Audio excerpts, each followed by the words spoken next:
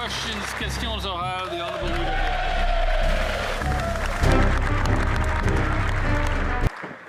In what year will construction begin on a new pipeline to the Pacific? The Honourable Government House Leader. Mr. Speaker, the world is changing rapidly. The United States, the world's largest economy, is fundamentally reshaping all of its trade relationships, causing major disruption and upheaval for Canadians. Right. It's time to transform our economy from one that is reliant on a single trading partner to one that is stronger, more self-sufficient and resilient to global shocks. To these ends, Canada and Alberta share the same ambitions.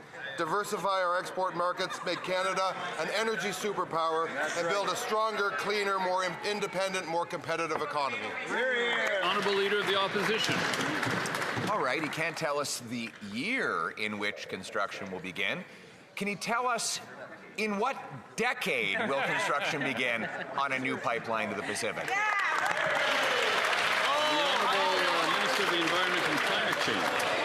Mr. Speaker, today is a really important day because we are taking important steps forward on cooperative federalism. The Prime Minister has been clear, and we've always known, we cannot reach our climate objectives if we are not working with all of the provinces and territories. Today, Alberta has committed to work with us on clean electricity regulations. They've committed in this agreement to work towards a stronger industrial carbon price. They have committed to work with us on methane regulations. Those are important steps forward for Canada to move towards its climate objectives, and we will keep doing that work. The Honourable Leader of the Opposition. So they don't know the year that construction will begin. They don't know the decade that construction will begin. And the Environment Minister couldn't even bring herself to utter the word pipeline in her answer to the question. And what today's deal allows a proposal for a pipeline to go to an office in 7 months, which will then be studied for 2 years, after which the Prime Minister will give a pipeline veto to the BC NDP Premier, who's already said he's against. Isn't this pipeline going to be built in the year never? The Honourable Government House Leader. Actually, Mr. Speaker, this is a big, large, great, grand day for Canada. Our government has reached an important MOU with Danielle Smith, the Premier, and the province of Alberta that creates an energy transition in all aspects of energy. It sets the stage for an industrial transformation. It will make Canada stronger, more independent, more resilient, and more sustainable, and it will include the largest carbon capture project in the world. It will mean all of Alberta's energy resources are among the lowest energy intensive in the world. The Honourable Leader of the Opposition. Don't tell us when a pipeline will be under construction. Let's just unpack the Prime Minister's allusion here. He's telling the Keep It in the Ground caucus of the Liberal Party that they just need to be quiet because there won't be a pipeline anyway. What he will do is delay it for several years until after a prospective election, during which he can dangle a possible pipeline in front of the people, but after which he can hand veto power that is not in the Constitution over to the BC NDP Premier, who will block the thing from ever happening. Isn't it true that this isn't a pipeline? It's a pipe dream. The Honourable Government House Leader. Mr. Speaker, the country, indeed the world, is calling out for serious leadership, for cooperative leadership, for leadership that brings people together and parties together. I don't think this leader has any conception of what is required to do the kind of development that he is proposing. Of course we will consult and deal with the Premier, the duly elected Premier of British Columbia. Of course we will and have a duty to consult with First Nations. Of course we will do this in a cooperative way. We'll do it in the Canadian way, and we'll do it in the right way, Mr. Speaker. The Honourable Leader of the Opposition. Mr. Speaker, they will stand in the way, is what they will do. We know that the only thing stopping a pipeline from Alberta to the Pacific is the Prime Minister. Let's unpack the legality of it.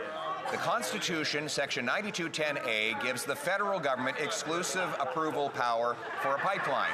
Bill C-5 A bill the Prime Minister pushed through the House of Commons, and we even supported him, gives him the power to approve it. So we only need him to do one thing for this pipeline to happen. Get out of the way. Will he do it? Honourable Minister of the Environment and Climate Change. Mr. Speaker, when Canadians elected our government, they were clear. They wanted to see us build a strong Canada, and they wanted to see us build it well and build it together. They wanted to see that we could work together as a country, and that means that we do things like this agreement with Alberta that helps us move forward on industrial carbon pricing, moves forward on methane regulations, moves forward on clean electricity, but also respects other jurisdictions like the province of British Columbia, with which we must seek agreement. The Honourable Leader of the Opposition. Well, she accidentally told the truth, Mr. Speaker. She didn't say that it moves forward on a pipeline. She said it moves forward on an industrial carbon tax. A carbon tax that will increase the cost of everything it takes to build a home. So it's a tax on homes. On everything it takes to grow food. So it's a tax on food. It's a tax that drives production out, paychecks down, and the cost of living up. Meanwhile, it does not move forward with a pipeline. We as Conservatives believe in clearing the way to get pipelines built. In other words, we would build a pipeline without a carbon tax. They would build a carbon tax without a pipeline. The Honourable Government House Leader. Again, Mr. Speaker, I suspect Canadians are straining to find the Leader of the Opposition credible on any of this. What this Memorandum of Understanding does is create a carbon capture and storage system that will lead the world. It will include, of course, bringing together of partners with whom we have a duty to consult and with other jurisdictions. It will create electric jobs in the electrical system. It will create construction jobs. It will create opportunity across Western Canada, Mr. Speaker, but most importantly will make Canada an energy superpower. Why can't the Leader of the Opposition see that? Honourable député Nebelin.